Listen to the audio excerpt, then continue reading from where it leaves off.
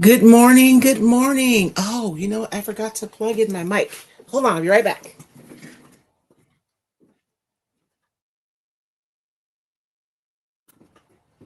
Good morning. Good morning.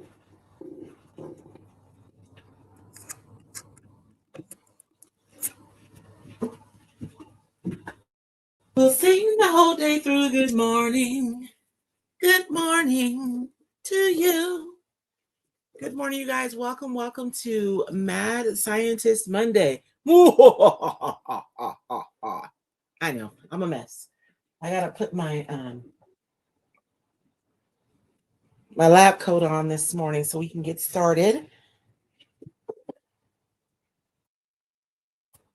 So, you guys, we meet here every Monday for our Mad Scientist Monday, where I play the Mixed Media Mashup Game, and we see what happens. So, the whole premise of our Monday is that we are just playing and experimenting.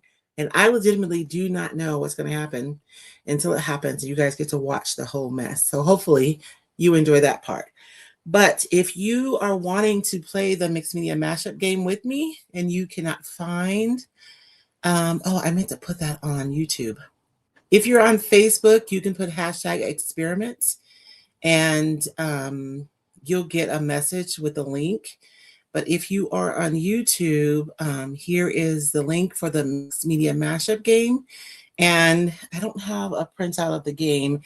The blocks of the game are printed out for you guys, and all you have to do is buy your own popsicle sticks, and then you can make your own version of the game that you guys see me playing on Monday morning. So these are my popsicle sticks. I have them all set up, and each one has a prompt and a product, or a process and a prompt. And so I pull 4 every Monday, and I show up with a different substrate each week as far as what we're going to work on. And that's all I have planned out. I don't have anything else planned. So we'll see what happens today. Good morning, Mike and Inez. Is it Inez? Inez? Let me know if I'm saying that right. Good morning. Good morning. Let me check. Somebody said that they couldn't find me on Facebook. Oh, no, you're on Facebook, though. Okay. I have to go solo on Mondays because my husband's at work, so he's not here to help me. So let me make sure I'm streaming in all the places I'm supposed to be.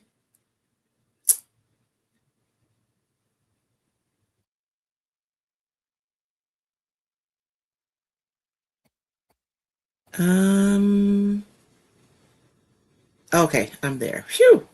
51 minutes ago. Why did it say that? That's weird. Okay. Anyways, I digress. I'm here.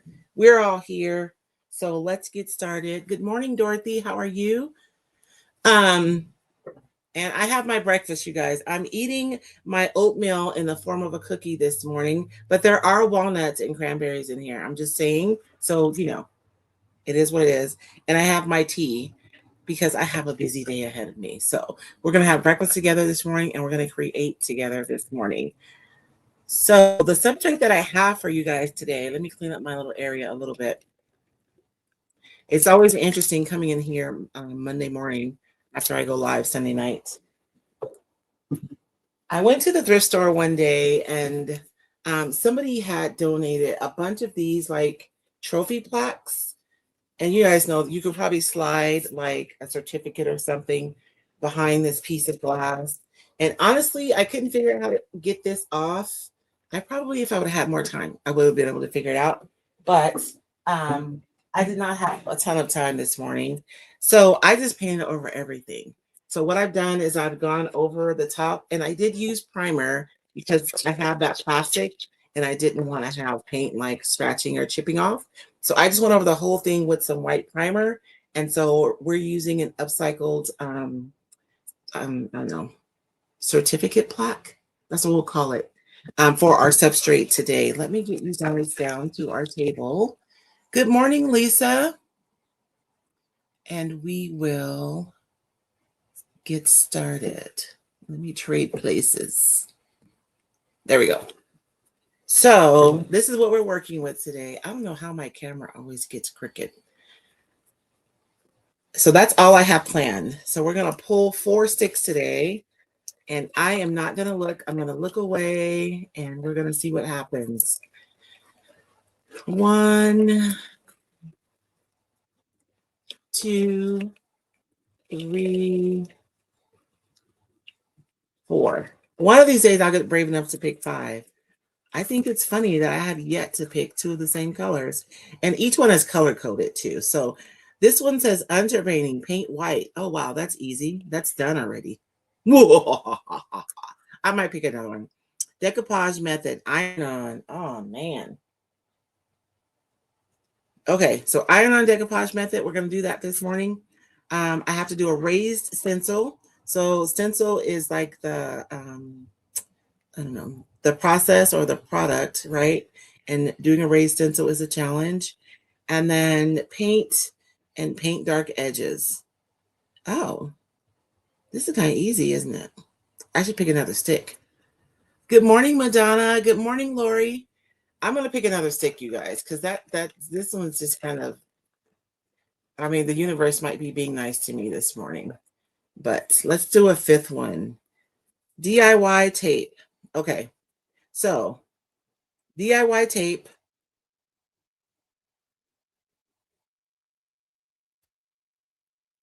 I don't even know. Do I even have any tape out here? I should have just left well enough alone. We'll see. I'm going to put a question mark on this one. We may do this. It depends.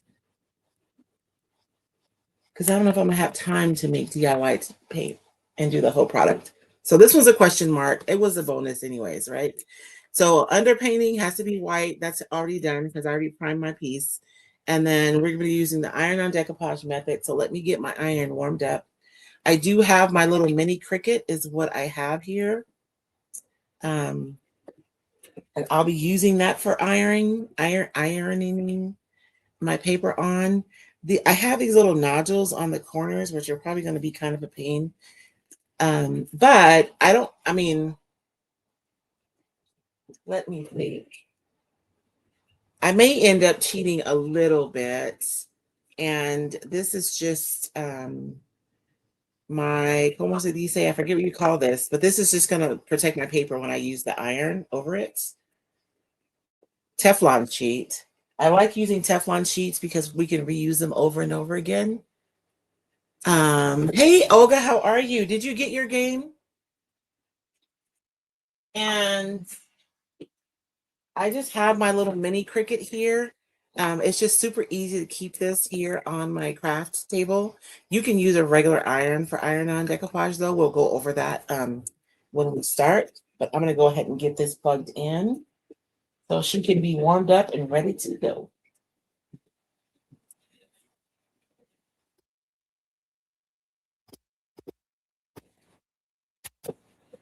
Okay. Now I have to figure out what we want to do. I feel like sometimes when I pull the sticks, they make things so narrow that it's hard to imagine what I'm going to do with like so restricted. And today I'm having the opposite problem because these sticks really don't narrow down at all. Like I can do almost anything using these 4 things, right? A white underpainting, an iron on, a raised stencil and dark edges. Like that could be like anything, right? So I'm struggling a little bit because it's almost too open. And sometimes I'll pull out a decoupage paper at least to consider using, but I didn't do that today. Because every time I do, I never end up using that paper because I pull my 6 and it doesn't really match with what I thought I might do. So let me have a second.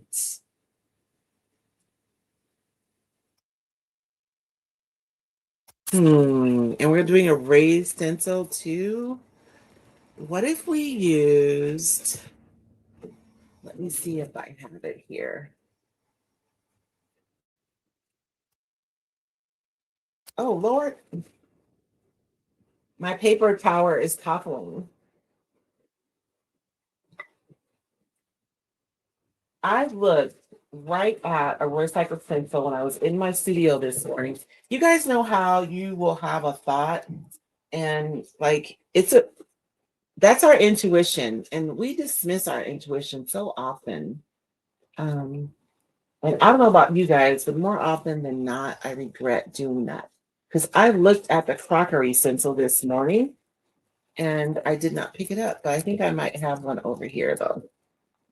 Give me 1 second to gather myself and we will dive in to today's project.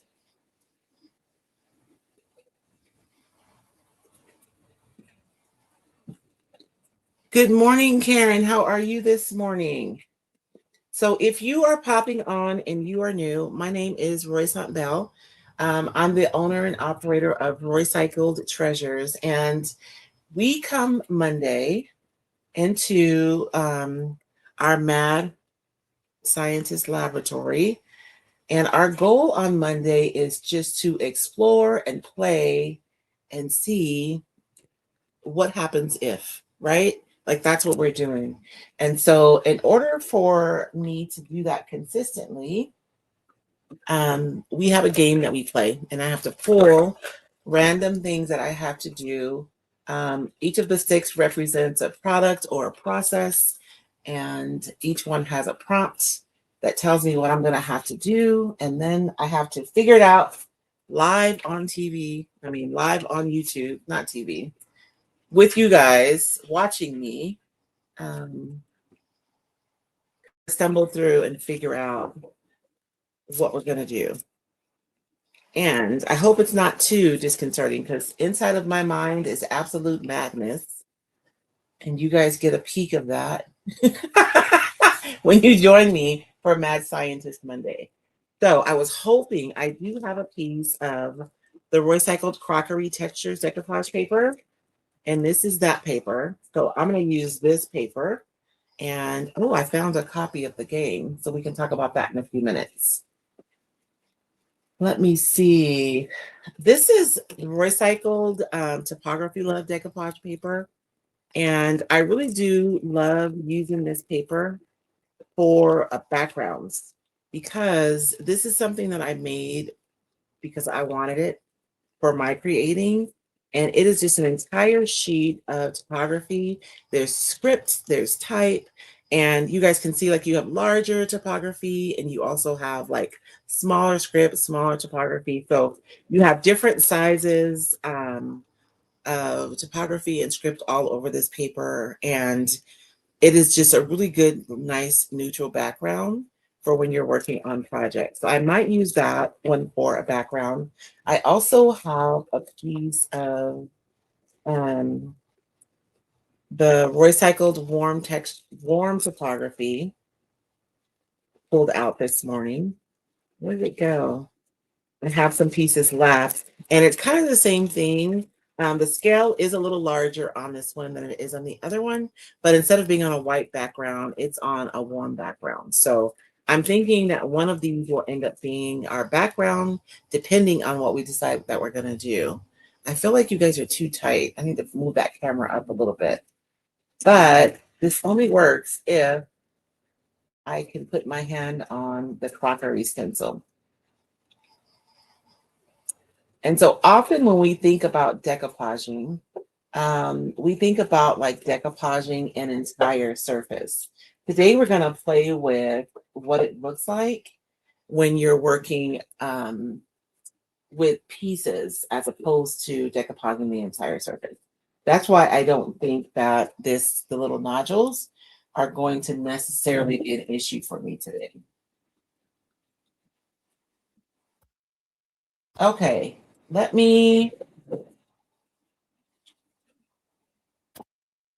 I am seeing every other stencil, but not the crockery stencil.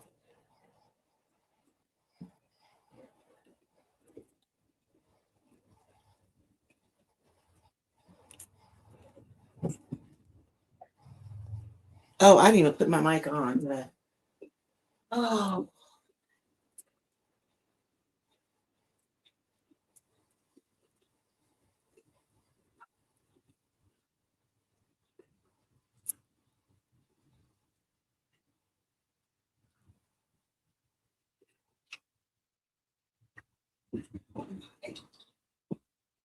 Or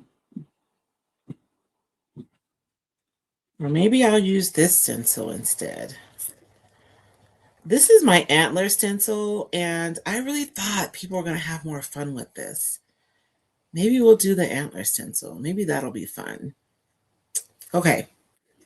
I changed my mind. Let's do the antler because I cannot find the crockery stencil, and I know exactly where it is in my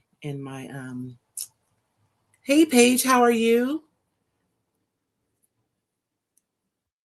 It is 10 a.m. here. So it is, I mean, that's still early to me.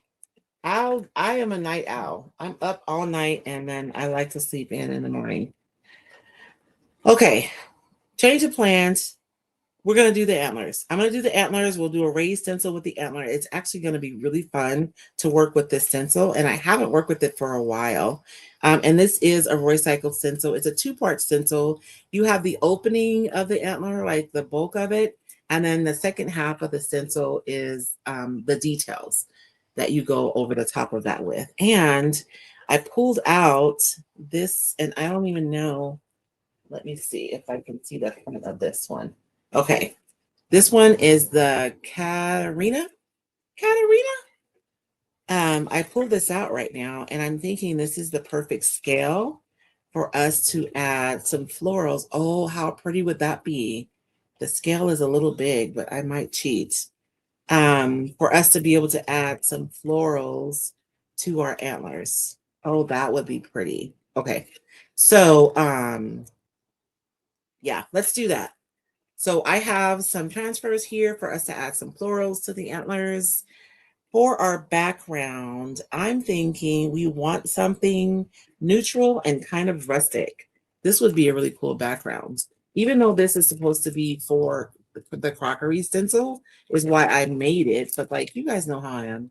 We like to break rules around here. I think this would be a nice rustic background that we can build on, and this would add some visual texture. So let's stick with that one. So no topography today. This is this specific transfer I'm obsessed with. You guys are probably seeing it over and over again on so many projects. This is the Lost Garden. I just love, I'm going to pull it out. I might use it. We don't know, maybe. But let me put all this other stuff away and then we will get started. I think I have a plan. I think so. Okay. Let me put all this other cochinado away and then we will get started. Now the iron-on, well, I guess I can just use, it's fine. It's fine, it's fine, everything is fine. And even when it isn't fine, it's fine.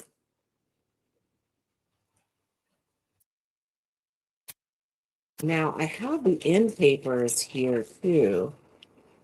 But if we're going to be doing florals, that might be a little too busy. So we'll stick with the rustic background. I think that'll be appropriate for the antlers. So I do want to talk about the game quickly. When you go to the link and you sign up for to be a Roycycled Insider in order to get the game. But you guys, Roycycled Insiders, I try to send out an email at least once a week. My emails are generally encouraging, inspiring, or giving you a tool to help you on your creative journey. You will receive some sales emails, just being completely transparent. If I have a new course that's coming up, if we have an event like the Roycycled retreat is coming up pretty soon. We just had the Roycycled creative contest. And so last week's emails were primarily about making sure that you hop over to the page and vote for the entries. But the insiders also get to hear about everything first. So when you sign up to receive one of my resources, you are signing up to be a Roycycled Insider and to be a part of my community. The mashup game, this is how it looks. These pieces up here, it's paint, paint, paint, paint, right? So there'll be 4 sticks that'll have paint at the top, and then each stick has a different prompt. So paint white, bright colors, paint dark edges, paint on top of your decoupage paper. So these are the challenges, and this little part goes on the top of your stick, and then this one of these goes on the bottom. and then you put them all together so that you can pull these out and challenge yourself. This is such a fun way to use products that you probably have that you just don't use, to break out of your normal processes and kind of expand and explore some, because I really do believe that where experimentation goes, creativity follows, right? It's in those spaces where we're playing and experimenting that we have discovery. And that's how our creative voices start forming as we make choices about our favorite colors, our favorite textures, our favorite products. All those things start lending to your own personal creative or artistic voice. And so that is what we do here on Mondays. Oh, I can't wait to see it, Paige. I hope you post it. Let's see. Paige said she bought her antler case just for her train case. Oh, we'll see what happens. Hey, Michelle, I'm glad you made it. Welcome, welcome. So let's get down to, what time is it?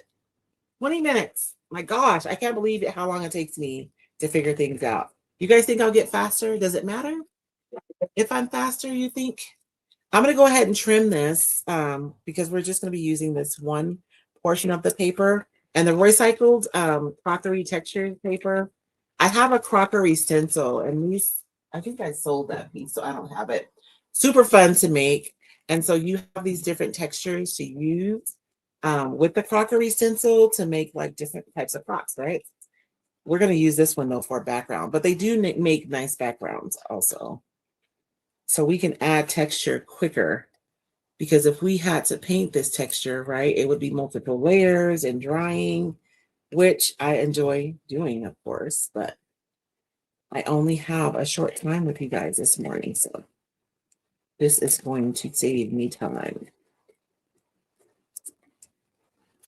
And David and I talked about it like super briefly last night, because I asked that man to help me remember what I wanted to talk about, but he didn't remember. What I wanted to talk about was what would you guys like to see me teach this year? Every year, I generally do like 2 to 3 classes, online courses, and I don't know, like, what would you guys like to see? We usually only do the decoupage course like once every few years, and we did a decoupage course last year, so I don't want to do that. So you guys tell me, what would you like to learn about this year? I really want the crack to be in here, so I'm going to do this side of the paper. And we're going to do iron-on decoupage. So these little nodules, I'll just have the decoupage around them. It'll be fun. I'm going to trim this down. And even though I'm running my finger across and I'm rubbing it so that it marks my paper, you guys see that mark? So I know where I need to trim, but I still always trim just past that, just in case I made a mistake. And you guys remember my clipboard, I cut it too close and it was just a tiny bit too short. So I'm gonna avoid that business this morning. So for normal decoupage, I would mist my paper, right? And then I would put down my decoupage medium, and then I would apply the decoupage. But for the iron-on decoupage, it is different, because what we're going to be doing is we're going to be laying down our product on the surface, and we're going to let it dry, and then we're going to be reactivating it with the heat and ironing our decoupage into that reactivated adhesive. A lot of people love this because you get an absolutely wrinkle-free decoupage application. I'm going to be completely honest with you guys. This is not my favorite decoupage method. Your immediate result is fabulous, but if you live in an area where, like, we live in a valley, but we're still in southern Arizona, so we get like pretty cold here. It can dip down as far as like, I don't know, 5 or 6 degrees. And in the summertime, it can be as high as 110 degrees, right? And so, and then we have monsoons here in August. So we get like tons of humidity. And then for like 3 months, and then for the rest of the year, it's really dry. So all those swings in temperatures and humidity can wreak havoc on an iron-on decoupage product. project, because the paper will actually release from the adhesive in areas and you end up with like bubbles. Generally, I think what happens is if you have a place on your project where you've applied a thinner layer of adhesive than you have in other places is where those bubbles happen, but it can happen. When you use the traditional method or the misting method, you're laying everything down together. You're putting your adhesive down, you're laying your paper in that wet adhesive, and then you're going right over the top with your top coat. And so everything is being applied and sealed together, and you're just less likely to have issues like that. But I did pull it, so we're going to do it. And there are places to use the iron on. I'm not saying don't use it. It's just not my personal favorite. I'm trying to think because I don't have a ton of varnish out, but I think I have enough. Um, when you're using the iron-on method, it's super important that you let your layers dry in between. If I put on, and because I'm using a thin decoupage medium, this top coat is like super loose, I'm going to do 3 layers. If you're using something that's tackier, like maybe you have Mod Podge, then you can probably get away with 2 layers before ironing your paper on. Or even if you have a decoupage medium that's like creamier, right? It has a little bit more body. You could probably do, yeah, watching YouTube is a little bit better. How's my sound this morning? Let me get, because I never did connect my microphone. I'm fired.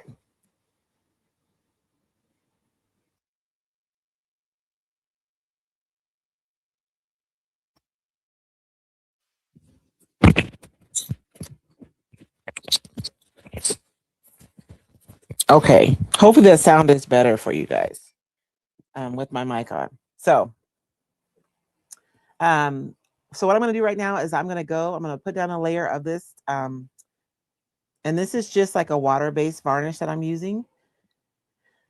I'm going to put this down. I'm going to let that dry. We're going to use the dryer. We're going to dry it. And I'm going to do that 3 times so that I have a really nice base for my paper to stick to. And I'm going to try to lay my layers down really even and not have areas where there's like barely any at all.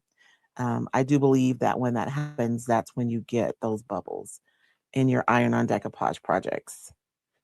And you want to be generous with your medium too. You don't want to put on like super thin layers. Whenever I'm laying down my medium, I'm always looking from the side because you can see it better. You can see where there's thicker. You can see if you've completely skipped an area. And I'm not paying like a ton of attention to my corners because I'm going to end up having to do the traditional method on these corners because I have these little bumps where the piece of plastic is adhered to the board. And if you're coming on, I'm using an upcycled. If you're coming on late, the substrate that I'm using this morning is just a recycled like trophy plaque thing. I got a bunch of them at the thrift store. So this top piece is actually the clear plastic. I just paint it right over it. Should I be concerned about using the iron-on plastic? We'll see. This is a laboratory. And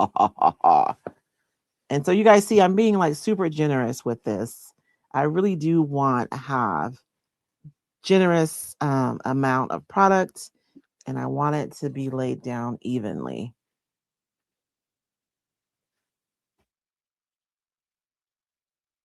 I could probably use a larger brush to help me with that, but.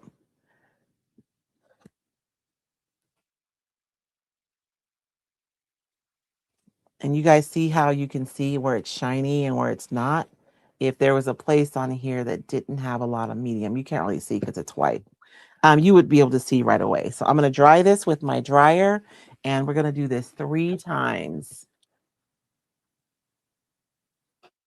Hey, Chris, how are you this morning?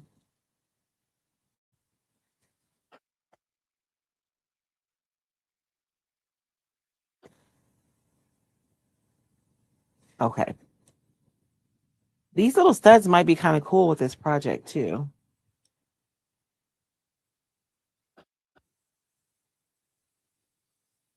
Yeah, I like watching YouTube too, because then you can like sit back and just watch comfortably while you sip your coffee or, whatever beverage you're partaking in.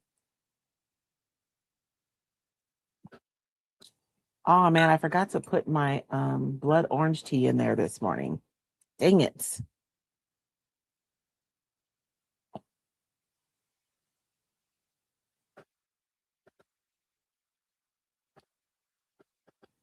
And so if you guys are just popping on, the sticks that we picked this morning was the iron-on method for decoupage, which is what I'm doing right now, is prepping for that.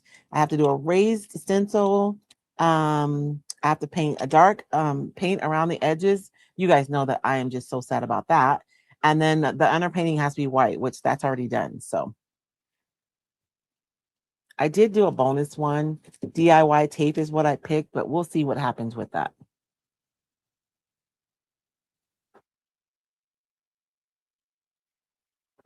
And the reason why you want to make sure that you are drying your layers in between, because if you just keep putting more and more on, you're really not laying down additional layers. You're just moving around the same product. But by drying and setting, so like I'm going to dry this and then I'm going to apply a little additional heat because I really want this layer to set. I don't want it to reactivate when I go back over with the second layer. I really need these layers to be 3 individual layers, so that I have good adhesion when I iron my paper down. I'm a little concerned that this is plastic, but it's not like, it's a different kind of plastic, right? Like this is like a shatterproof kind of, I don't know. I don't know. We'll see what happens. Maybe I won't turn my iron all the way up to high today. And then there is a hybrid method, which Colleen and Mike Kabioka from Furniture Facelift by Kobe, they're in Canada. And what Mike will do a lot of times is he'll lay down the first 2 coats dry, like I'm doing like this. But on the last coat, he'll leave it wet.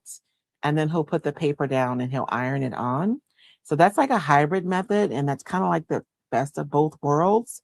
Um, but when your paper comes into contact with the moisture from your adhesive is when it wrinkles. And so um you would still need to have a wrinkle-free application for that one. Okay.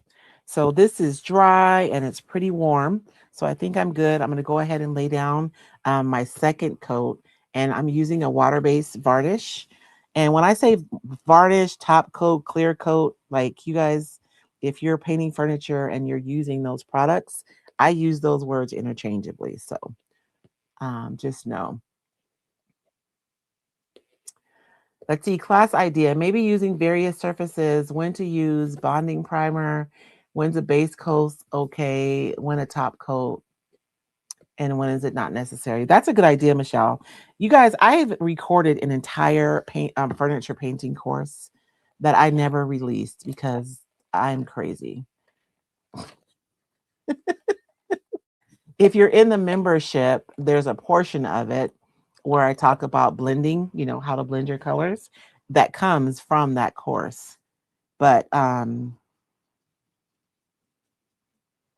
yes, and then we can demonstrate, because when I teach classes, I like to demonstrate whatever we're talking about. So it's not just, me having a conversation, but really we're demonstrating the what, we're talking about the why, and then we're showing the how, right?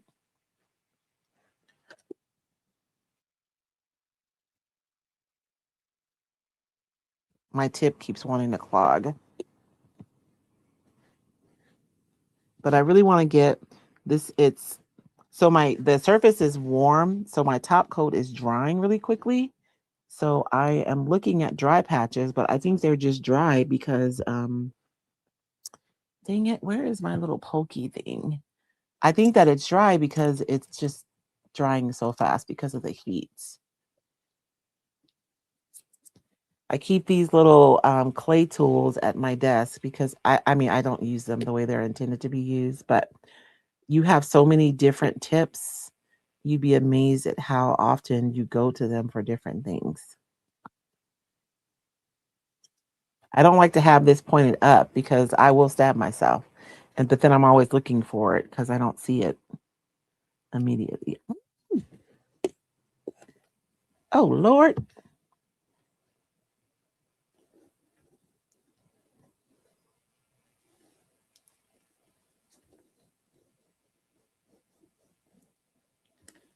But yes, Michelle, that would be a good idea. Because prep is important. I think that I remember when chalk paint first came out. Look, I'm gonna show my age. And there was so much conversation about not needing to like prep your pieces. And chalk paint is fabulous, and its adhesive properties, are wonderful. No disagreement. But when you're prepping your piece, it's not just about adhesion. There are other things that you're trying to avoid, like bleed through. So, you guys, those of you who joined me last night, you saw that the project that I had planned on using, I wasn't able to use it because it had so much bleed through that it wasn't going to be feasible for us to do that project. A lot of times when you're working with old stuff, you really don't know what's on the surface. And if it's wood, I'm not used to dealing with bleed through from metal. I think it's whatever finish they put on there, it's coming off. But um, when you're working with wood, there are tannins, and the tannins are just natural oils that are in the wood naturally. And when you go over it with a water based product, those rise up and they can actually come through your paint finish. And there's also stains. You guys, we're buying furniture from, people, and they've already lived a full life. Good morning, Gloria. Um, and so you think about maybe a home where there was a lot of smoking, it could actually stain the furniture, and the nicotine in that wood can bleed through. Or maybe years ago, somebody put a candle on there without anything underneath it, and that wax seeped into the wood. That can bleed through. So it's not just about adhesions. Prepping your furniture is also about blocking any stains or tannins from coming through and ruining your final finish. And then coverage is another issue. So if you've ever painted with red, you know exactly what I'm talking about. Red pigments are larger than other pigments, so there's more space in between them. And that's why it's harder to get full coverage with red. But it's not just red, it's any jewel tones, right? Because jewel tones are generally made with red. It's either blue and red, you know what I'm saying? Um, and so you have the same issue. So you can use different color primers to help you with the coverage. So, like a dark gray primer is fabulous under a red. Seriously, it makes a huge difference. Trying to paint with red where you're already having a problem seeing through it and you're painting over white primer is just, it's enough to, drive you places. And we're here for Mad Scientist Monday or Mixed Media Monday. If you guys have any questions, I can answer them for you. And mixed media just means that we're using different things, right? We're just using different products to create one project. That's all. And what the products will vary from week to week, although they'll probably be decoupage. Let's just be honest.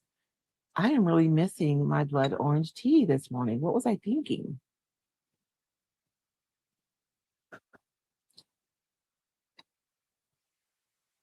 I thought I put some in that satchel last night. I am such a dork about tea. I just love it so much.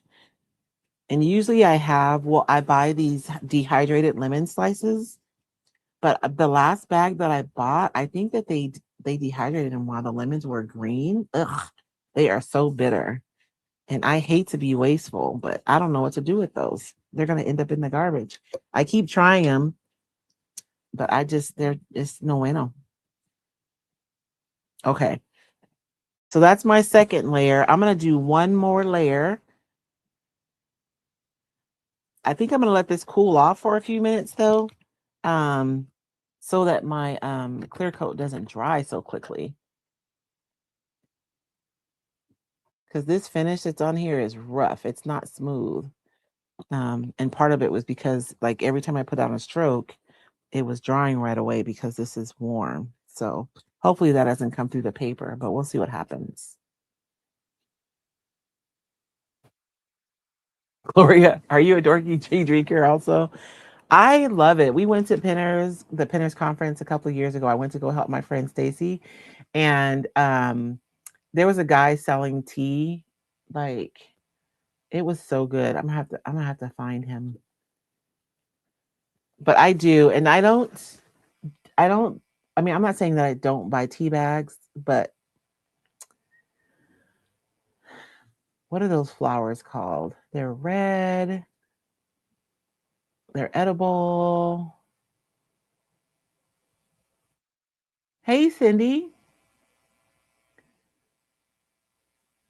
Add it to my tags. I know, right? I can use them for Christmas. That's a good idea, Cindy. Honestly, you know what?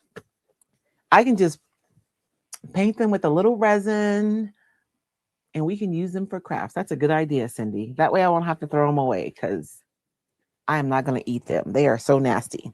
When I look at them up close, I can see the green around the edge.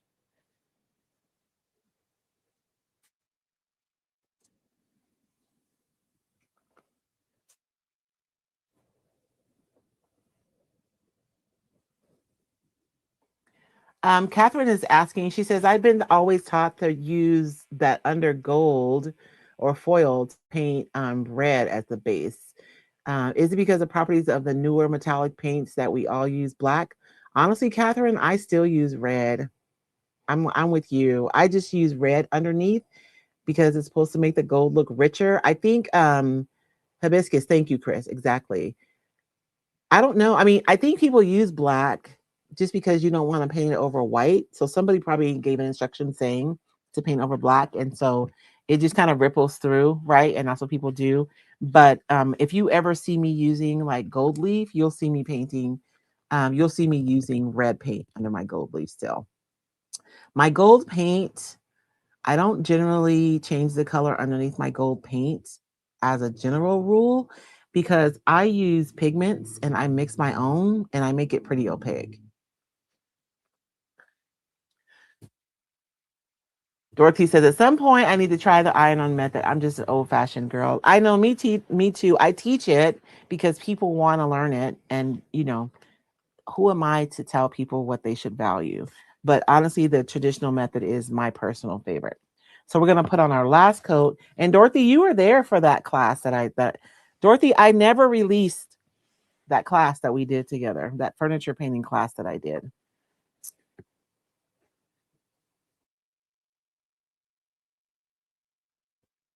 Craziness. I was filming the class, and so I had volunteers who came and set in on the class because when I am like, you know how you guys, if you're filming by yourself, your energy is just different than when there are people there. So I had volunteers who came and they were just in the room with me. They were doing like the class, like I was teaching them, so that my energy wasn't like dry for the recording. It was fun. Poor Dorothy. I had assumed she had painted furniture before, and she had not. Were you ready to choke me out, Dorothy?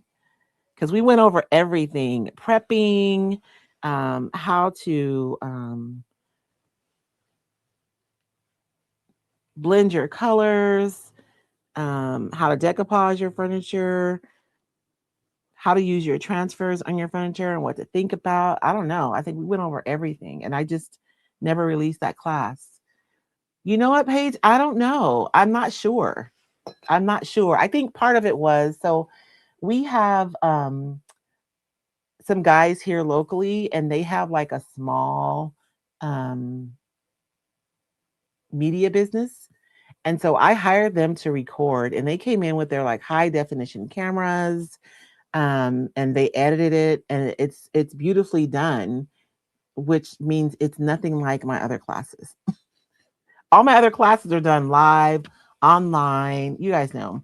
And they're pre-recorded, they're edited. I think they're done nicely. We try to use nice cameras, but it's not that same kind of crispness that that class would have. And so that was the first time that I thought about recording a class. And to me, that's what I had to do in order to do it.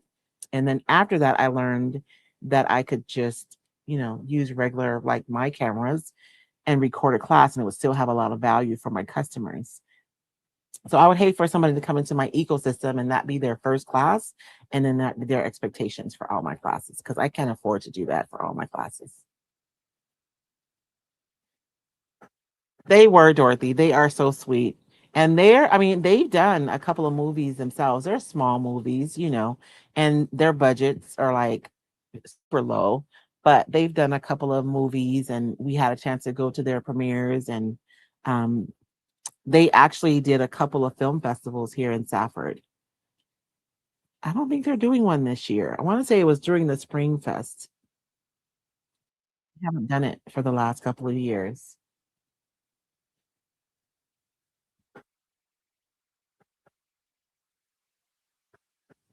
Dorothy said she put on makeup. It was a beautiful table, Dorothy. You did a wonderful job. Dorothy said her arm was going to fall off from blending.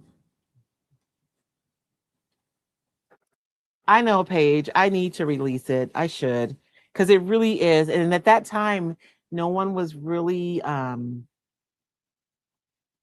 It's interesting when you learn something, right? There are like all these details that make up the process. And then once you learn it, our brain kind of like takes ownership of the process. And then sometimes a lot of those details, you don't think about them actively anymore when you're doing the thing. And so when you go to teach it, you leave out stuff. So I don't think anybody's like leaving out details on purpose. I just think that when you're actively doing something for a long time, it's like my grandmother teaching me her recipes. And then when I go to do it, I'm like, it doesn't taste like hers. Well, she probably left out stuff because she's been doing it for 30 years, right? And she doesn't think about it being a step because it's just intuitive. And I think that that's what happens a lot of times when people are teaching things. And so it's always been super important to me to start from the beginning and to teach like all of the things. And that course was my first for furniture. And nobody really knows me in the furniture painting world anymore because I don't really paint furniture anymore. So I don't know how well it would do, but maybe I should just release that class next quarter.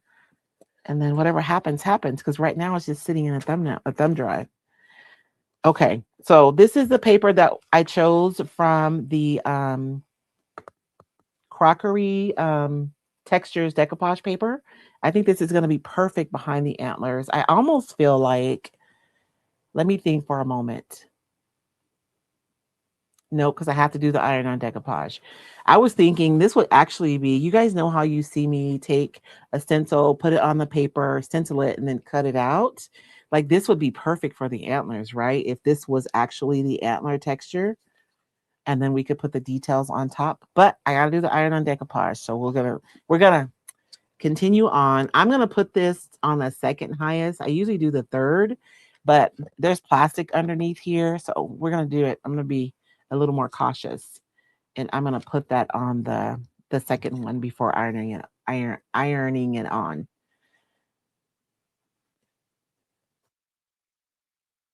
Oh, thank you, Paige. I enjoy doing the classes and I've taught three decoupage courses at this point because the very first one was a decoupage boot camp. And then the second one was a decoupage masterclass. And then last year was the decoupage with confidence course. It's interesting how different each course is. I was thinking today that I should go through and like pull out my favorite pieces from each of those to build like a huge course. Maybe we'll see what happens. Right, Karen?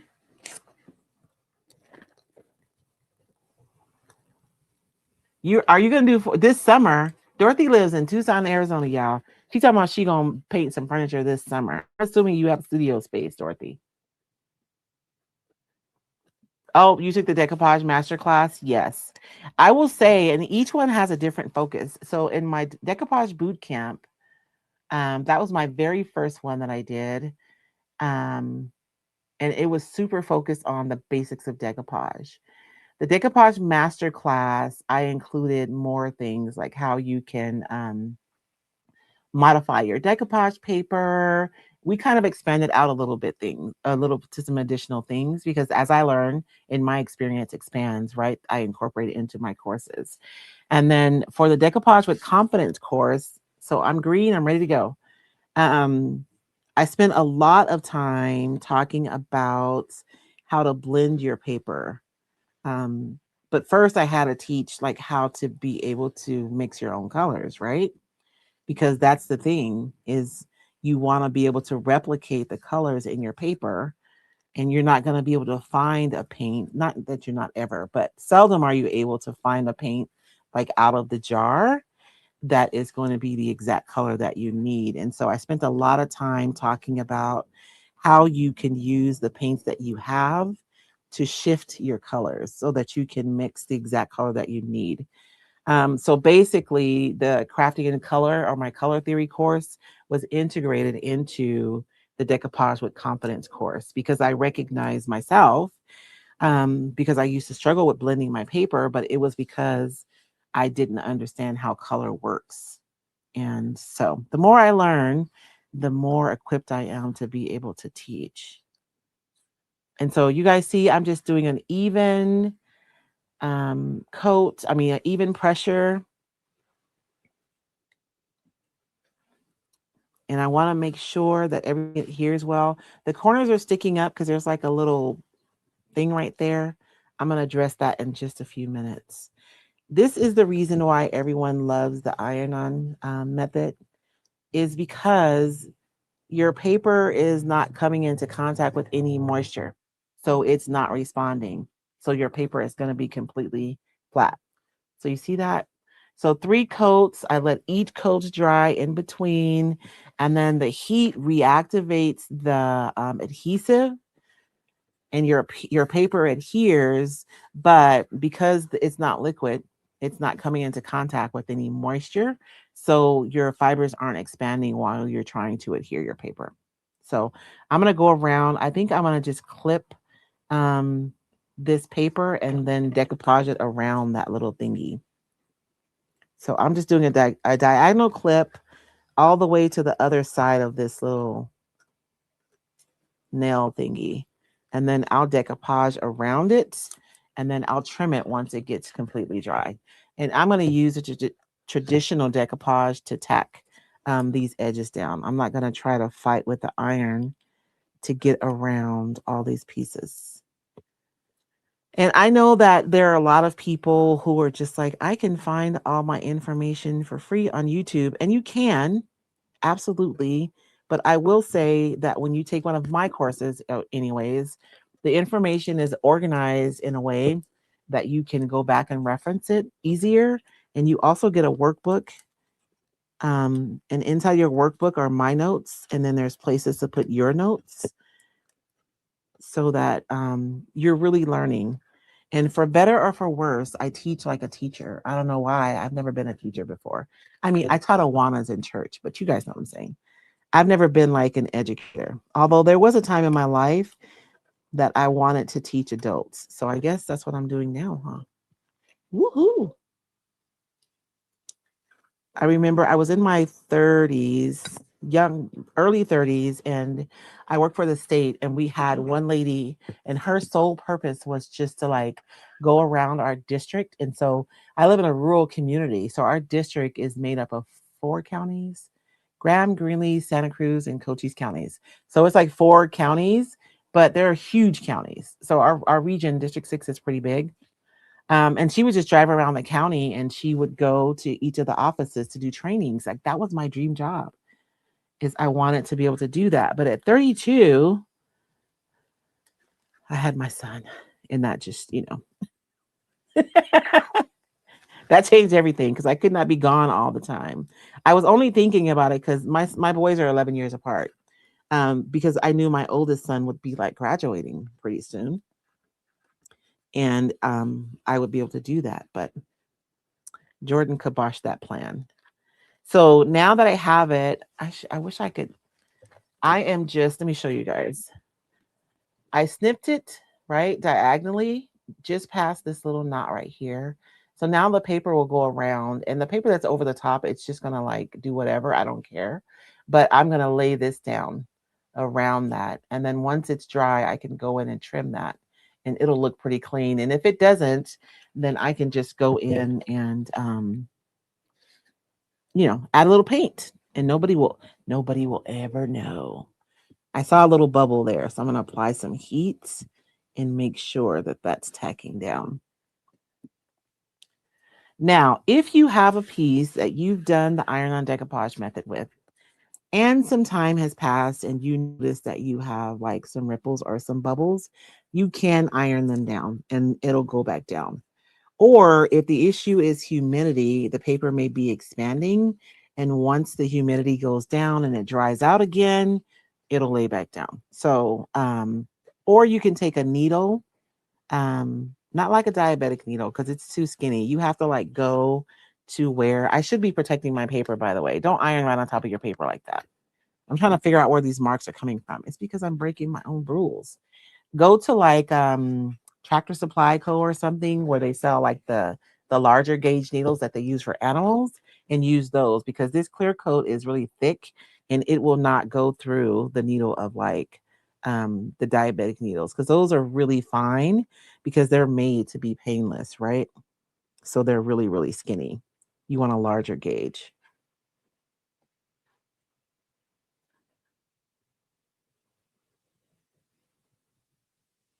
See, I'm gonna have to paint this little corner right here because I had problems, but it's okay.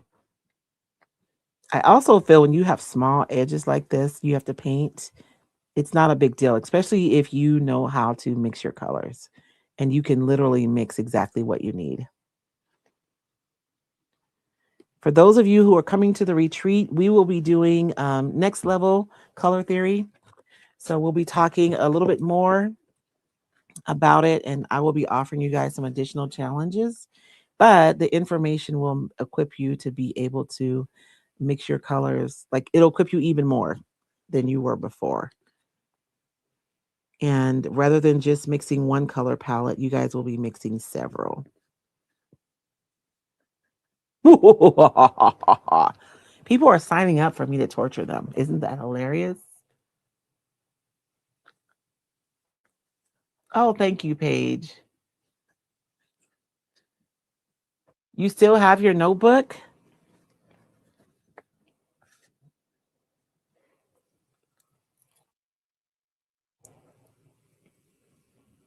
You're sweet, Chris. I suppose so. Jenny Marmion, she was a retailer for Roycycled, and she's retired now, but she taught for years. And I remember like early on, I would apologize for repeating myself, but it was Jenny who taught me that that's what teachers do because people, they don't always hear what you say the first time. And everybody learns differently. And so you kind of have to say the same thing a few different ways if you want a room full of people to all gain understanding. I'm trying to put this little piece of paper down, but it's not going to happen. Maybe. I'm going to have to paint my corners, y'all, but it's okay. So I'm having a little bit of like waves that are forming, and I don't know it's because this plastic is flexing or if there was some moisture in my base coat, like I dried it. But you guys know how sometimes when you dry it, it's like dry on top, but there's still moisture on the bottom. So I'm gonna go over this again, and I don't have my heat. I'm gonna do one pass on high. Oh, I'm gonna let it warm up. I have to wait for that to turn green. I also had my heat turned down a little bit. So I don't feel like the plastic is responding to the heat at all. So I'm going to turn that up and let it heat up. And then we'll go over it again because I can feel the paper kind of rippling and I don't like that. So we're going to turn our heat up and I'm going to go over again. Oh, Jenny, you're here. Hi. I was just talking about you. Um, 7 times. Oh my goodness. Well, that's what marketers say, right? That you have to hear something 7 times before you even hear it. Not before you like you know, believe it, but just to hear it.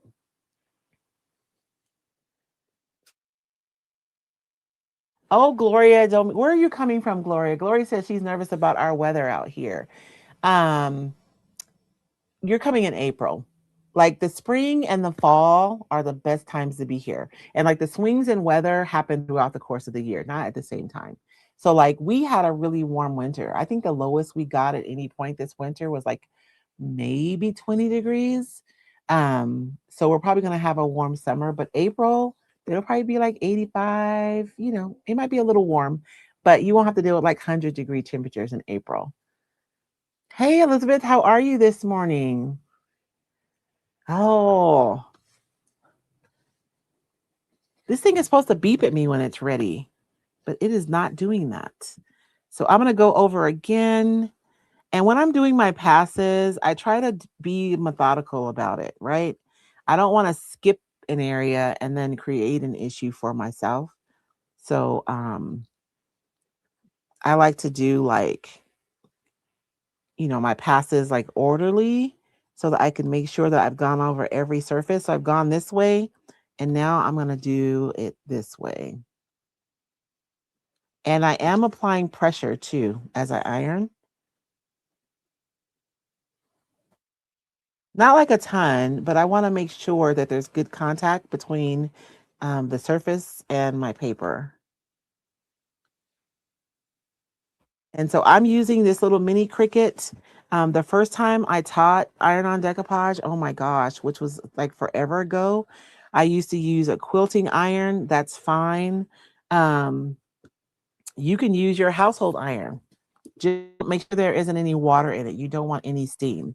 You want it to be a dry heat, kind of like Arizona. Um, Let me put that aside. So I did use, when you guys iron on your paper, don't go directly over your paper because you will mar your paper. Don't do that. Make sure this is just a Teflon sheet. You can also use a piece of parchment paper if you want to use that. Just make sure you don't use wax paper because that'll melt. We don't want that. So it does need to be parchment paper. So this is on there. Let's go ahead and get this trimmed so that we can get to our, where's my finger sander? Let's go ahead and get this trimmed. And remember, my other thing was to paint dark edges.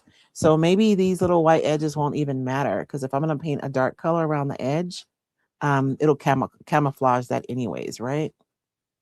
Now for this one, I know I tell you guys never to go side to side, but it's really hard for me to go down because there's like, this thing is super flat. So that's why I'm going side to side. But you guys see I'm only going one direction. I'm not going like this really fast because I don't want to lift my paper up.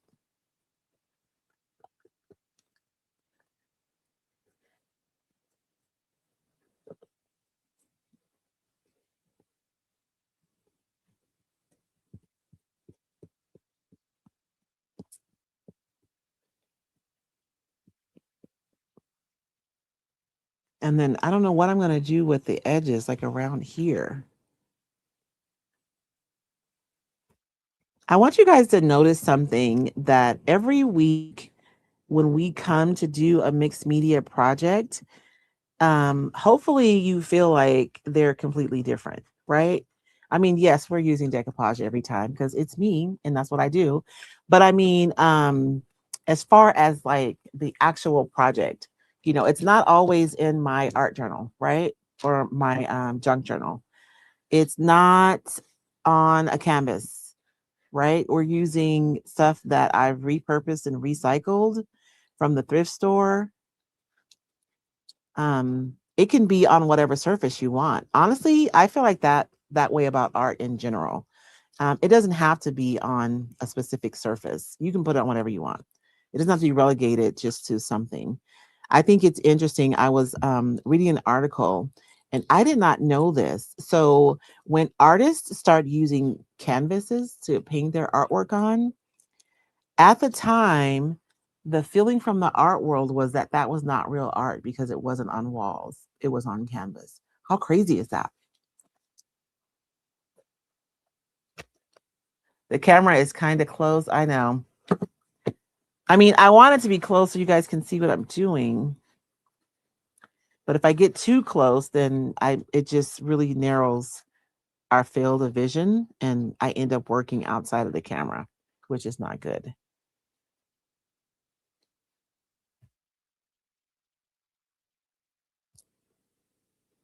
New Jersey? Is that what NJ is for?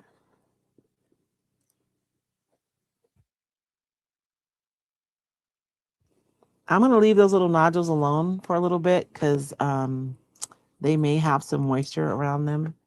Maybe not. We'll come back to those. I'll trim them up and we'll clean up those corners. Okay. So that's our base. And look at that. Like if I mean, I could paint this. I could absolutely make this with paint, but it would take like multiple layers of paint, right? And texture. And we were able to get the same visual texture. I mean, it's not physical, but we were able to create that visual texture just using a piece of paper. And I think it's going to be perfect for our antlers. So our next challenge was, so let me see. We did a white underpainting, so that's done.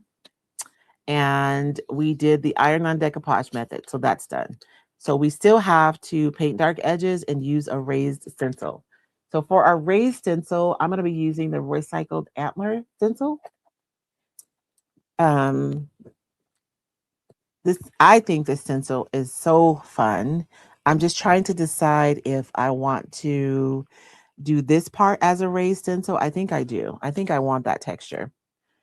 Um, and I'm going to be using I'm just going to go ahead and use some modeling paste. Normally I would use salt wash, but it's already 11:06 and this is already mixed. So I'm just going to use this. And I have a rubber spatula. I like these rubber spatulas, but you guys can use any kind of rubber spatula that you like. You know, it might be a wedge. It might be one of these. It might even be just one of those little plastic ones that you use when you if you guys ever bought like a wrap or vinyl and they give you that little plastic thing, and I saved mine because, you know, I can use it. So I always save mine. You can use that too. So any kind of a spatula. I want to make sure I'm kind of centered. I'm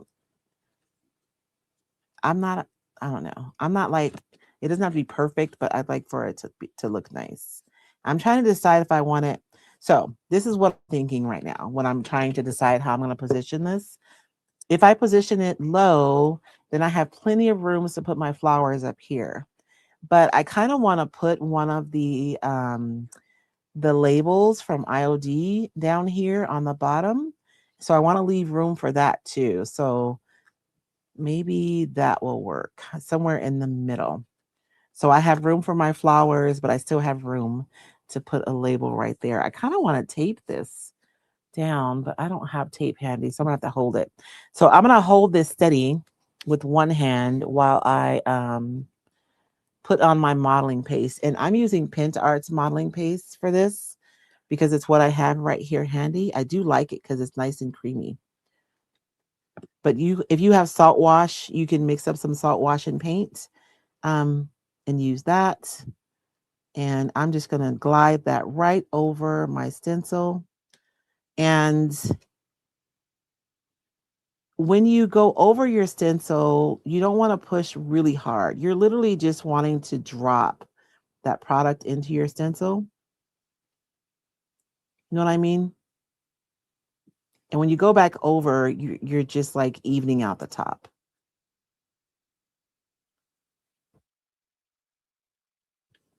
And I'm trying not to let it move. Although now that I'm started, it shouldn't move because it's pretty pasted down on that other side.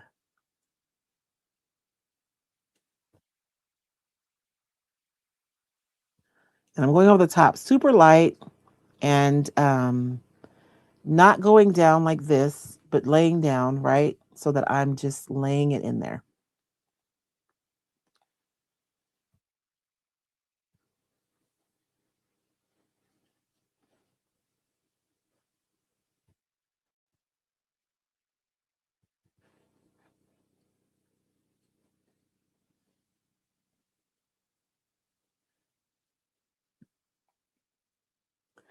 And the thicker your stencil is, the thicker, the higher your profile is going to be on your raised stencil.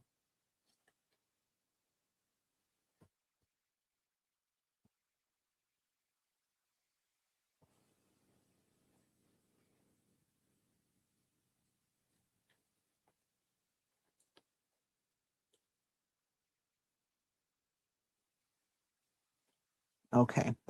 I remember when I first started, I would always go back and forth on whether or not I should lift it up when your texture is wet. Excuse me, or if I should wait until it's dry. And ultimately I landed on lifting it up while it's wet. Is I get a much cleaner application. If I wait till it's dry, I end up chipping stuff off, and it just doesn't look as clean. So I'm going to lift that straight up, and then we're going to dry that. I should have brought 2 antlers because I'm going to need to clean that up, but it's okay. So I'm going to go ahead and dry this, but you can see that you have like a profile, right?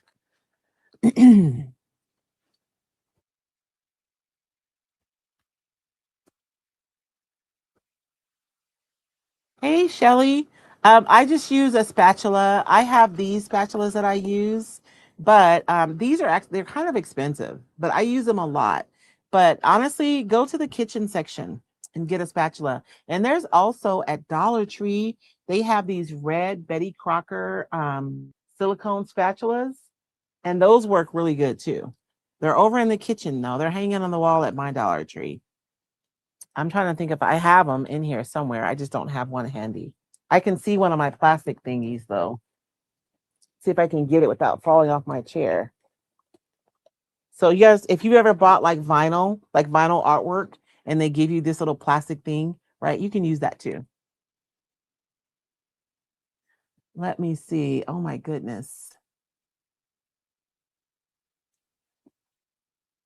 So I'm sorry, you guys. I'm trying to move up so I can see that I missed some comments.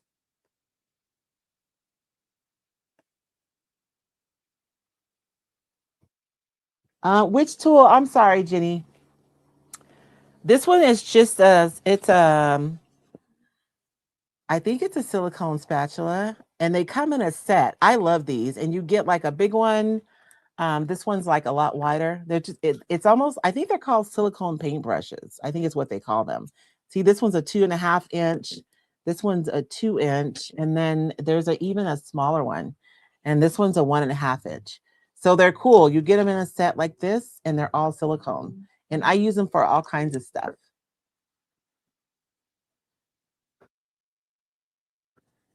Just any kind of spatula. I'm using this, but I could have just as well have used this, right?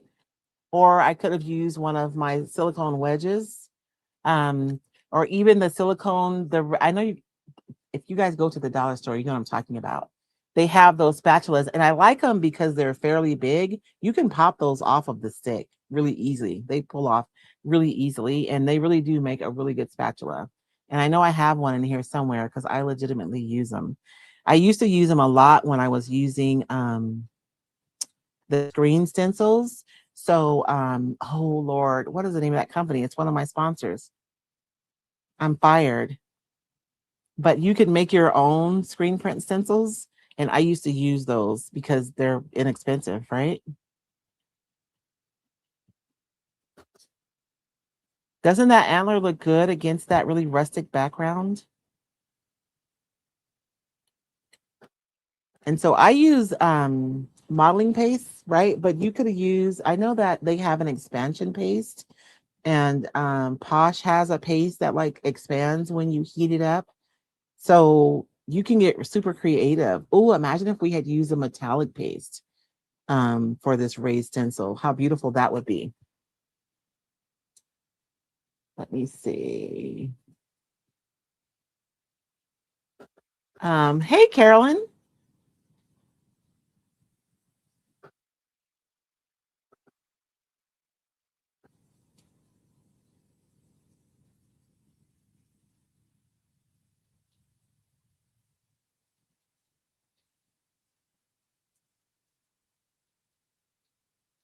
Oh, thank you, Carolyn.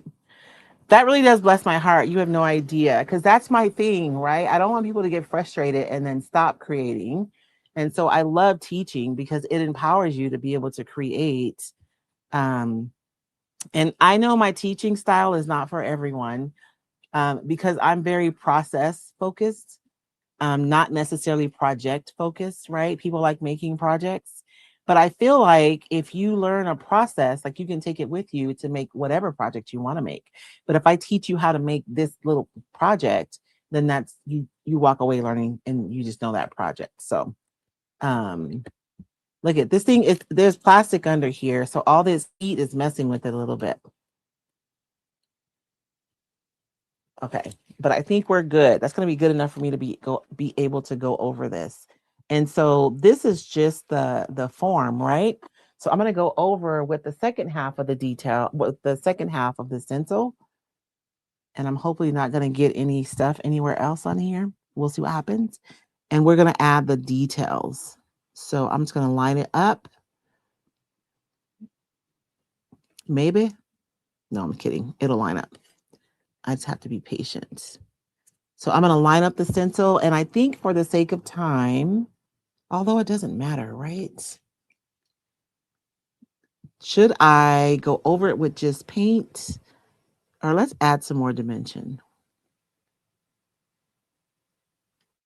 Okay, I think that's perfect. I am going to add some color to this modeling paste. My decision to have tea is taking up room on my table. I want this to be a lot darker.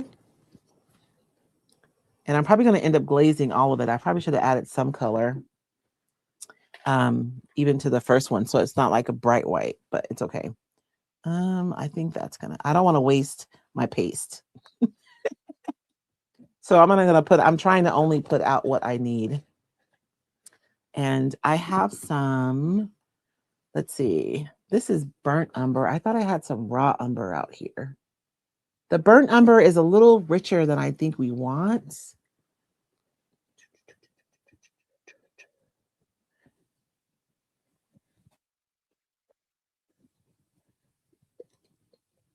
I think this is burnt umber too. I do prefer burnt umber most of the time. It's true. I'm just going to use that. It's just a little redder, right? And our background is little, well, maybe it'll look good on there. So sometimes we don't have exactly what we need, right? And we end up in a situation where I am right now. I feel like burnt umber, you see how it's kind of red, more red, and the background is not like it doesn't have as much red in it. But at the end of the day, what I can do in order to like harmonize my colors is I can just cheat and make a glaze and go over everything. And then that way everything will go together, if you know what I'm saying. So just a transparent glaze, go over everything, and that'll harmonize all of my colors. So I'll go ahead and use this because it's what I have. And if I have to go over the whole project with some of the burnt umber, I will.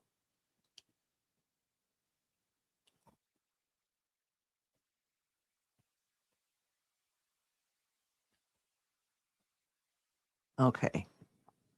That's good. I don't need it mixed perfectly. If I have some variation, that's actually kind of perfect. Okay. So I'm going to go over, I'm going to lay another raised stencil on top of my raised stencil.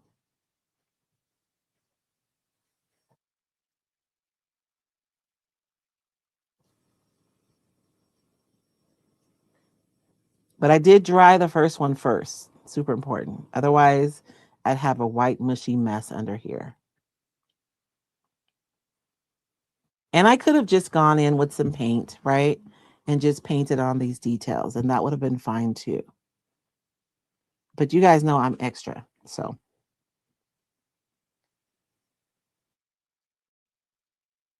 Every time I say that, I can just hear the one TikTok sound. Am I extra, or just you basic? Or are you just basic?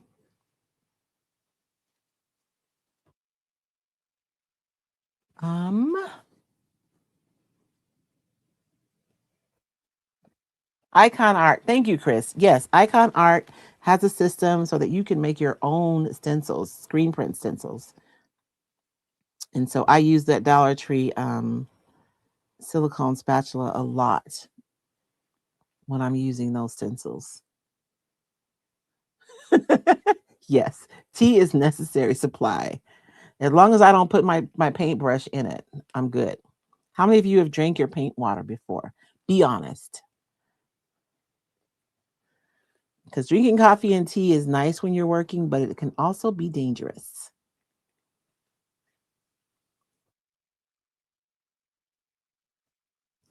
Especially when you're focused. Okay.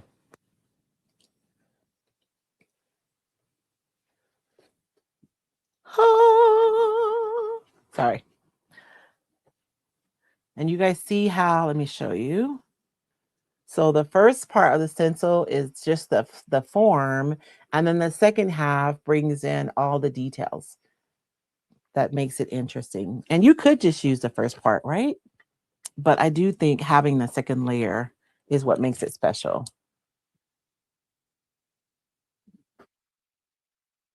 I am really digging this project. I don't know what I'm going to do with these edges. You guys, what color would you guys put around the edges? This is going to end up being, well, I guess it looks really masculine right now, but we're going to put flowers on this antler. So maybe not in a few minutes. You never drank your paint water? Oh, girl. I have. Oh, you put your brush in your coffee. Yeah, I've done that too, Karen. I used to like take old cups from the thrift store and put my paintbrushes in there. I stopped doing that because I drank my paint water one time. I didn't drink it, I sipped it, but it was enough to gross me out.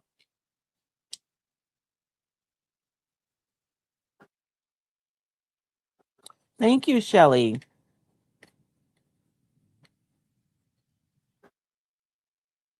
I remember I used to make paper mache deer heads. Um, but I would like decoupage them in like beautiful colors. Um, and my ex would always say my bucks were in drag because they were always beautiful. So we're going to put some flowers on this buck right here too.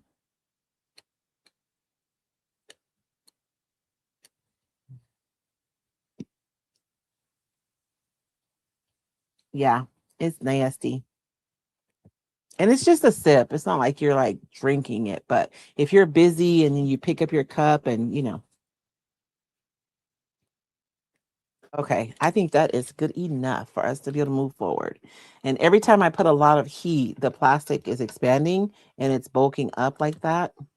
So I'm trying to be mindful of that part. Now, I use a bright white. I'm not happy about that. I should have mixed something into that.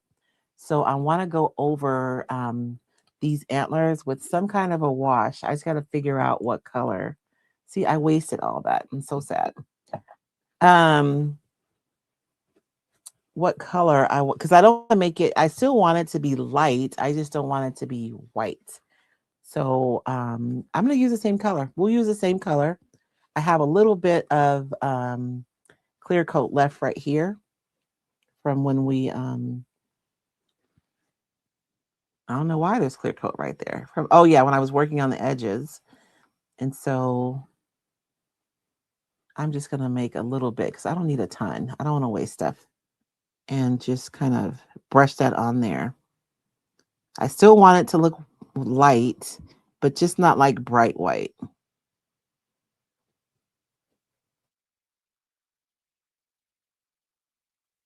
And I'm probably gonna have to glaze the back at some point too. Should I do that? I think I should do that now before we put the flowers on. Although I don't know. Let me look at the screen. You guys know how sometimes you have to step back from your work because you really can't see it.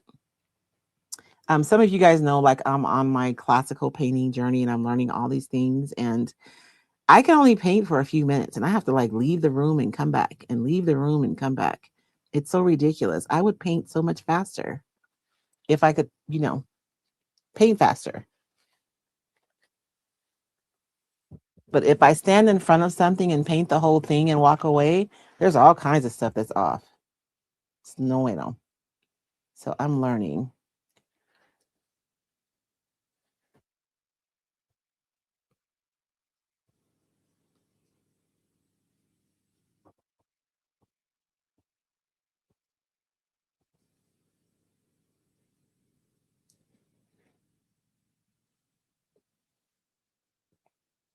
And you guys know how we talk about the lines on our paintable florals? That's essentially what these lines are that we put on here.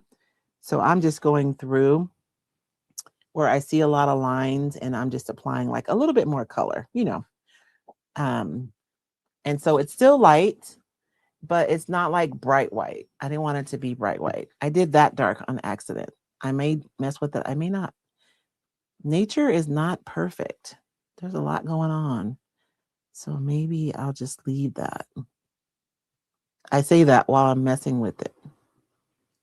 Okay. So we did I have to paint dark edges. Let me trim this really quickly. What time is it? Lord have mercy. I remember going live and like struggling to go live for 40 minutes. And now I struggle to like stay in 40 minutes.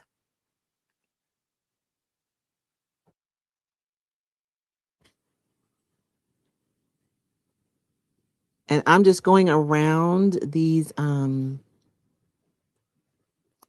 not even screws. I'm sure that's how the plastic is attached to the backing, but it's decorative, so it's not like a screw, because if it was, I would have taken it off. I would have rather just painted on the backing without the plastic, but you know, we're making it work. And there's still a little moisture under there. So I'm going to leave it because I'm going to make a mess. Okay. So I need to paint dark around the edges. That's what we said.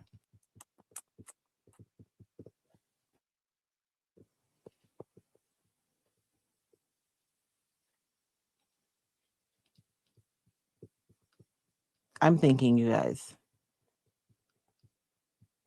Let's use ink instead of paint. Was that paint? Oh no, it was paint though, huh? Oh, well.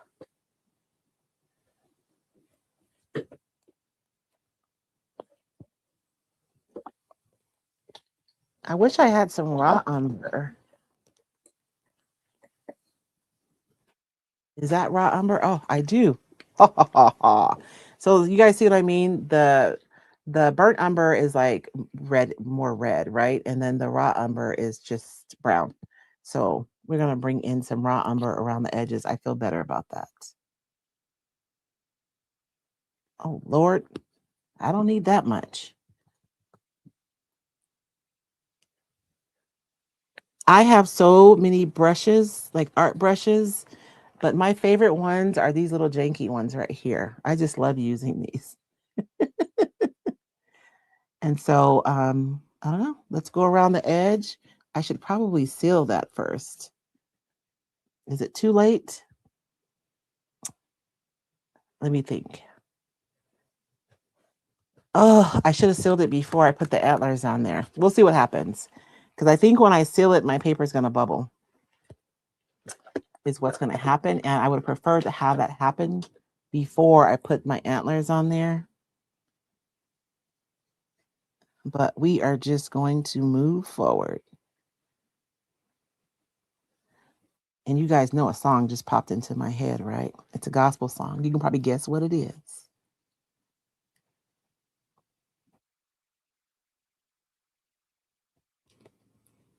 I'm going to show you guys something, because this is another thing about the iron-on.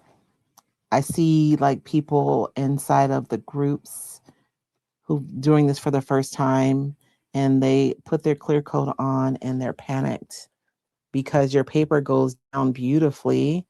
But when you seal it, and I mean, you can cheat and use like a Krylon spray on, like a clear spray paint, right? So that you can seal your paper without having to add any moisture. That's not cheating. It's just an option. You don't have to use, oh crap. You don't have to use a water-based sealer, is what I'm saying. You can use an aerosol-based sealer to spray your iron-on decoupage so that you don't reactivate the paper. But I'm going to show you guys what this looks like right now. You guys see all that wrinkling and bubbling? Because what's happened is, so when we use the misting method, we're stretching the paper and then we're adhering it to the surface. So when we go over the top of it with more medium, it's not going to do this because it's stretched and it's stuck, right? This paper was not stretched before it was adhered. So when we go over the top of it with our sealer, the water-based sealer, it's going to respond to the moisture in the sealer. So I'm going to dry this really quickly though and show you guys what happens. Because these will go away because the paper is going to dry, it's going to contract, and these bubbles will go away. And you can also go back over this with an iron if you need to. But I'm going to say again, the misting method is still my favorite decoupage method. But this is an option.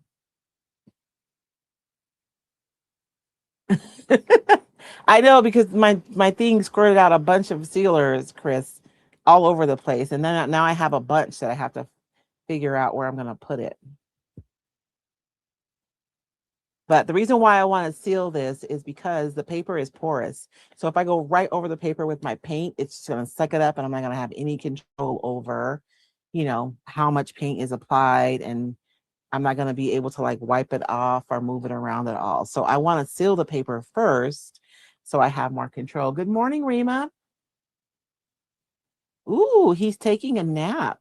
He's actually sleeping?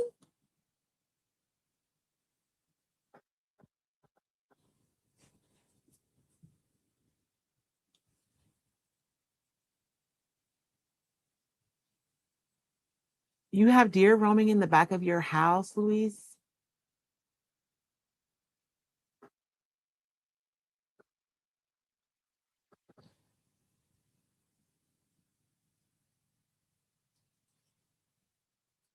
I'm surprised you're not taking a nap too, Rima.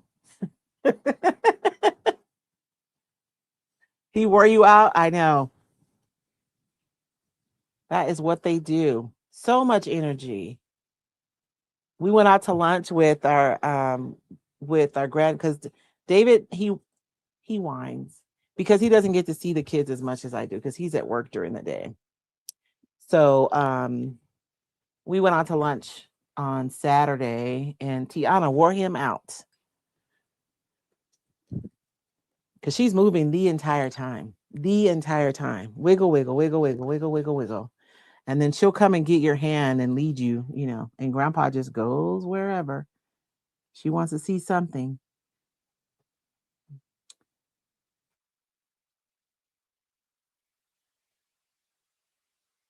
Should I do all of this brown? I don't know what I'm going to do at that edge. Now, I'm putting this on here because it's a challenge, but this would not necessarily be my choice. Just being completely transparent. But I have to follow the rules of the sticks. So we're doing it.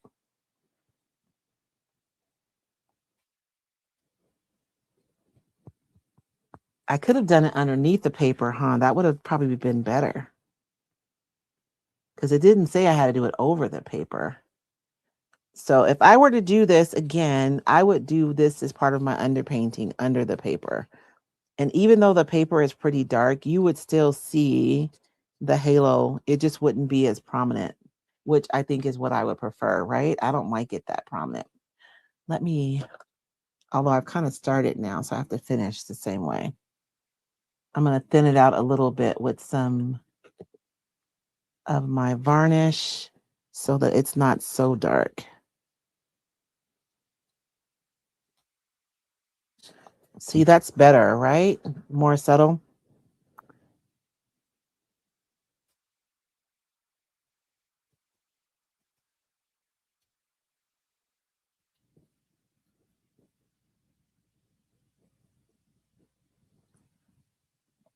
That is so much better. So this is a full strength on this side, right? And this one, I thinned it out with some varnish. Oops, this camera, I never know where I'm at. So sorry. So this side is thinned out. So it's just more subtle. It's more like a glaze than like a full-on paint. And I like that better for this one. And I should have done it underneath. That would have actually been perfect.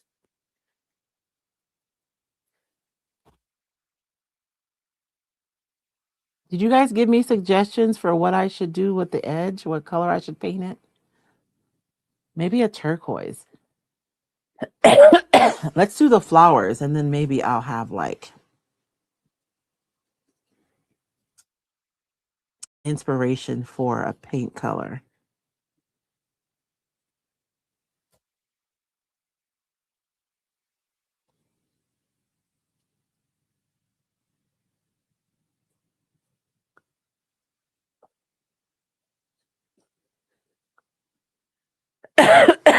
Excuse me.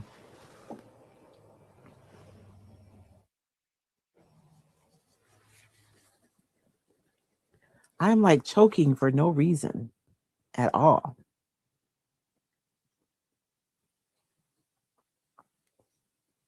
I'm being careful because I am working on top of the paper, but this side over here is just a little too dark. So I'm trying to remove some of that paint. Not successfully. Oh well. We'll just leave it. It'll look like it's supposed to be like that. Okay. So I went dark around the edges. Um, Not my favorite, but it's fine. So I'm going to go over this with some more heat because we want to use transfers. And the thing about layering with your transfers is you want to make sure that your surface is completely dry. If there's any moisture, um, it's hard to get the backing sheet off of your transfer. Now, if you're working on your project and you realize halfway through that there's still moisture underneath and your transfer is acting weird, just walk away and leave it alone. Just leave it on there. If you try to pull it off, you're going to pull off the artwork off of your paper. So just walk away and leave it alone and come back like a couple of hours later when everything is dry and the transfer will come off perfectly. Do you sell that stencil? Yes, I do sell this stencil. Roycycled retailers do have this stencil. I don't know if it's on my website. I'm gonna double check when I go inside. Okay, have a nap, Rima. I don't blame you, girl.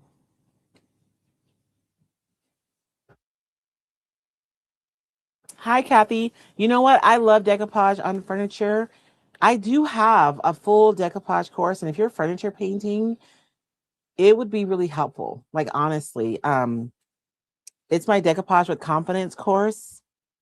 It'll help you a lot. And not just because it's my course and I'm selling it, but like legitimately.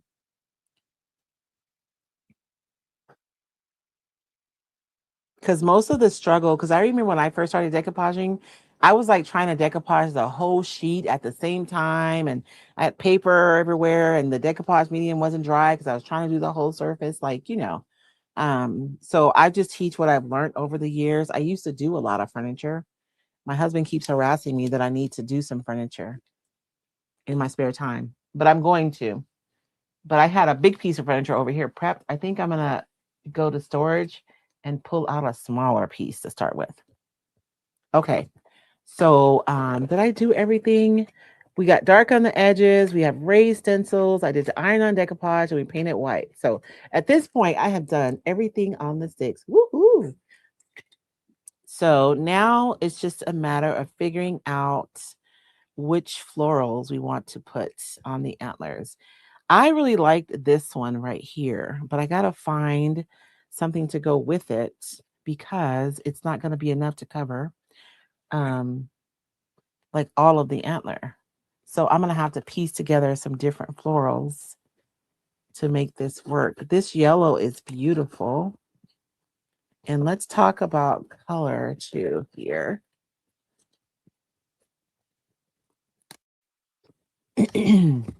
So we have that yellow, super pretty.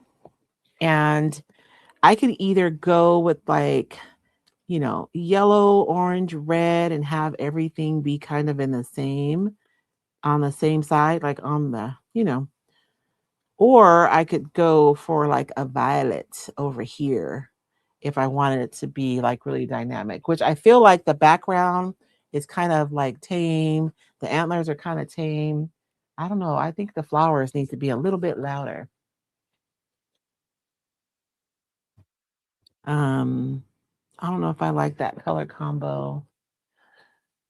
Oh, there is this one transfer from IOD that fits perfectly on these antlers without any work. Let me see if I can find that transfer really quickly. I'll be right back.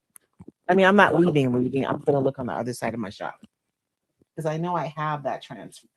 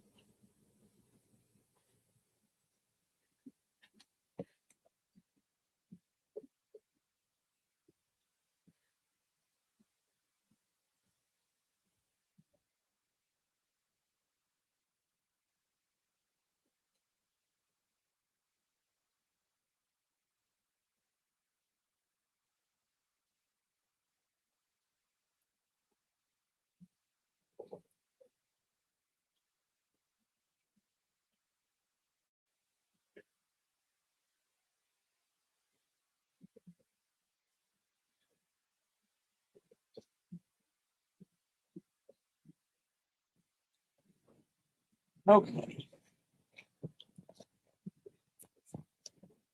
Of course, I found the transfer I was looking for, but I also found other options. So let's see. This one is really pretty. Lee made me buy this one because I wasn't going to, but then I started seeing how beautiful these fruit looked. I don't know. No, that one's not going to work. So that one will be for another day. This is the one I was talking about. This particular transfer is called Love of Flowers. This one is like no work for this. And I did not know that these are going to go together so well, but they do. So let's do this one because it's easy. It's easy peasy. You have several options, and look, like it literally fits perfectly in there without hardly any work. So we can do that one. That one's kind of soft. If I go with my yellow theme that we had before, this one would be beautiful, right? I really like that one. It feels like summer. But this particular transfer legitimately goes so beautifully with these antlers. And there's so many options in here for the ones that actually go on here. But I think I'm going to go, ooh, wait, what about this one maybe?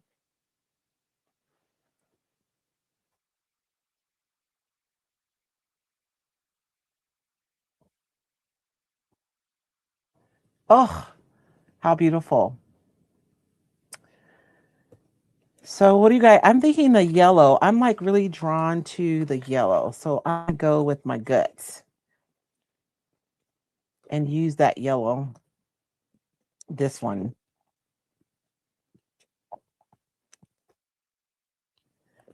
And so like if you had this transfer with this stencil, you would have several pieces you could make with it.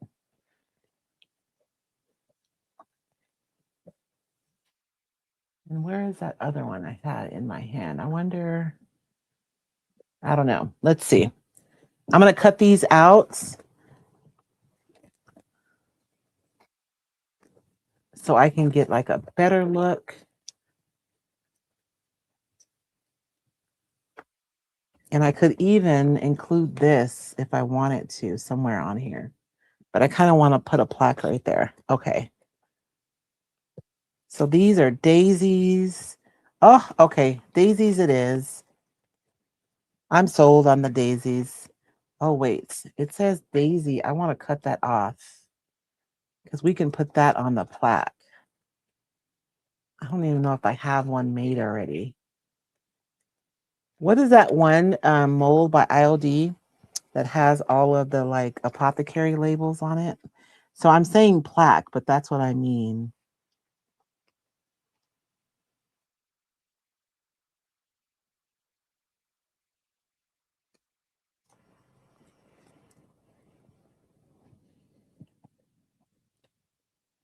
Where is? I'm hoping this transfers. I can feel that there's still moisture under here. Um, so I'm going to see how things go. Because even the raised stencil, it was dry enough for us to work with, but it really isn't dry. And I really hate that I didn't have the raw umber instead of the burnt umber. Just for this project, the red just doesn't, I don't know. So I'm probably going to end up glazing this. And we may end up doing the glazing and stuff in our first Monday in April will be when we go back to the projects that we've done and do all of the little finishing work. And so we can do that. We can come back to this one, but we will have the majority of it done.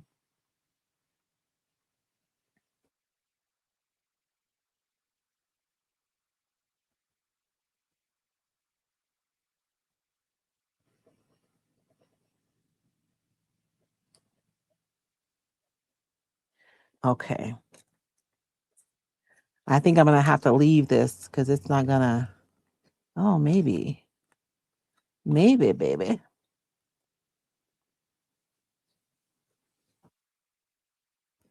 And I don't want to have to rub it too hard on my raised stencil, right? Because I don't want to have like marks on there from where I rub this tool over it.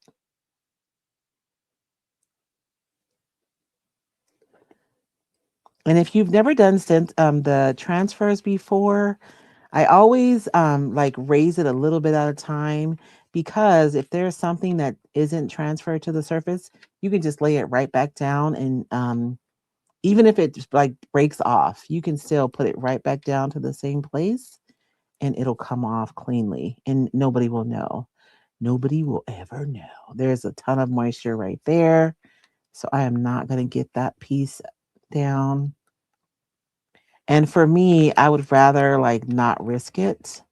Because you have a project and if you're putting a transfer on, you're pretty close to the finish line. And the last thing you want to do is ruin your project, right?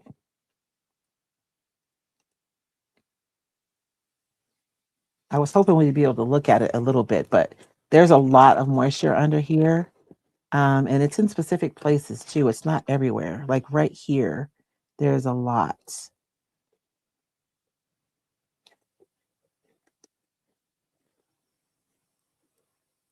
right there too. So I'm just going to stop while I'm ahead. We can get a peek at it.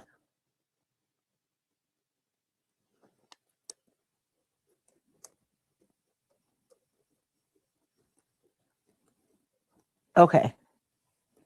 So we can get a little peek at it, but look at how pretty that's going to be. And I want to take one of those labels from ILD. Let me see if I have one so we can at least get the visual. Oh, but I have this label too, though. And I saved the daisy and I can just put that right in there, right? But this is the ILD one. It's a little bit longer. What do you guys think? I almost feel like that shorter one was better.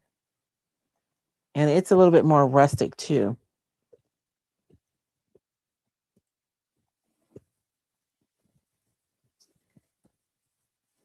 I think I'm going to go with this one.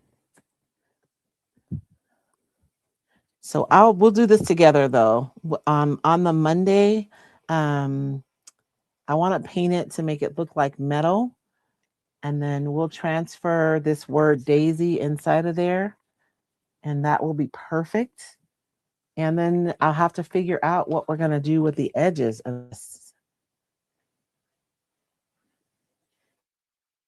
Right? Will the moisture ruin the transfer? No, Michelle, it won't ruin it. Let me show you something really quickly. I have a project that what happens when we're live is we're rushing through. And so we end up with this issue quite often, right? Because we're like rushing and drying things we can get time done in a time frame. You see this transfer? It's still on there because this was during a live and that's what happened. So when I see that the transfer isn't transferring well because of moisture, I just walk away and I leave it and I let it dry. And when you do that, you can come back to it after it's dried and it's fine. You just finish the transfer. So the moisture will only ruin the transfer if you try to make it work, even though there is moisture.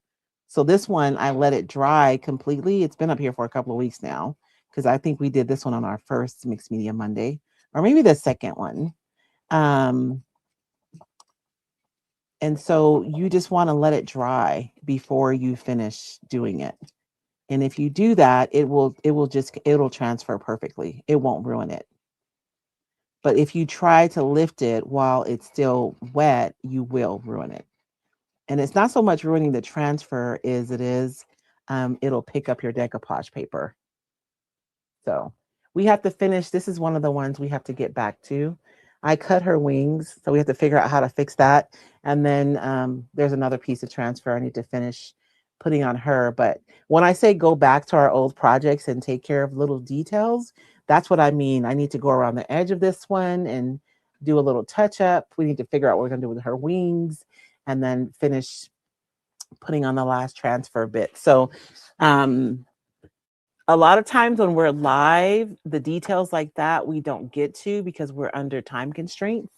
But I want us to get to them because I think that maybe that's where your frustration comes a lot of times when you're at home trying to create something that you've seen someone doing a live.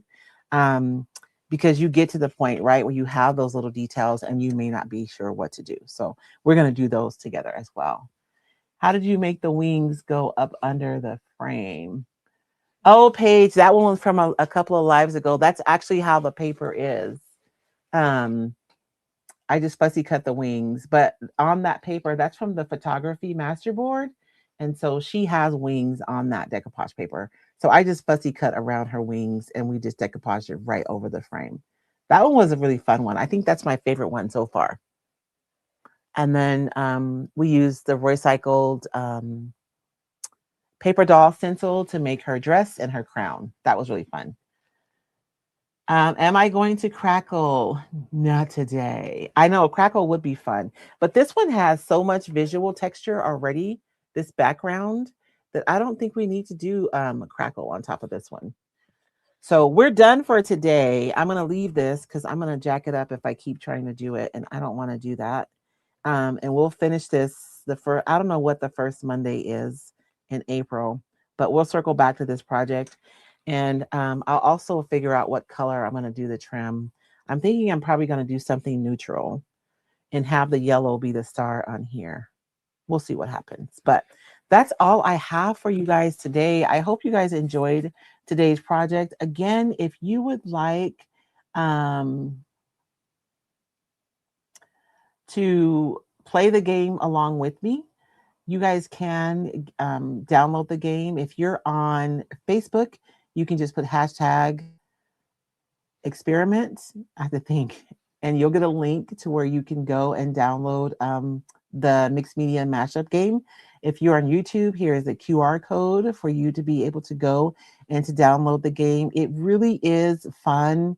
It challenges us to think outside of what we normally do and to experiment and see what happens.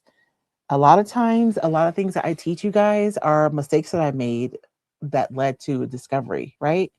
Um, and so if you make time in your creative practice for playing and for like experimenting, it is so fun. It is so fun. And it is where you grow creatively. So, you guys, I hope you can make time this week to play and experiment because where experimentation goes, creativity follows. You guys keep a lookout.